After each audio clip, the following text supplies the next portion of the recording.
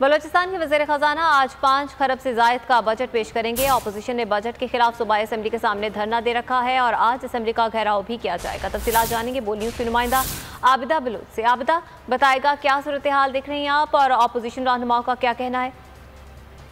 जी बिल्कुल, आज बलूचिस्तान का माली साल 2021 और 22 का जो बजट है वो पेश किया जाएगा। अगर बजट के जो है हवाले से बात की जाए तो बलूचिस्तान का 500 अरब अजम का जो है कुल बजट होगा जो आज पेश किया जाएगा बलूचिस्तान असम्बली में, जिसमें अगर गैर तरक्याती मद में बात की जाए तो 370 तरक्याती मद में, जबकि 140 अरब रुपए मुख्तस की गई है।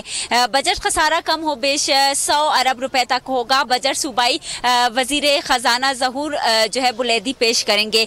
बलूचिस्तान को आइंदा माली साल में अगर बात की जाए मजमूई तौर पर 400 अरब रुपए की आमदन हासिल होगी। बजट में 5000 के करीब असामियाँ जो है तख्लीक दी जाएगी, जबकि जो सरकारी मुलाजमीन हैं उनकी तनख्वाहों में 15% जो है इजाफे का भी यहाँ पर किया जाएगा। ताहम हुकूमत की जानिब से जो है यही कहा गया है कि आज जो बलूचिस्तान का साल 2021 और 22 का बजट है वो पेश किया जाएगा। जी।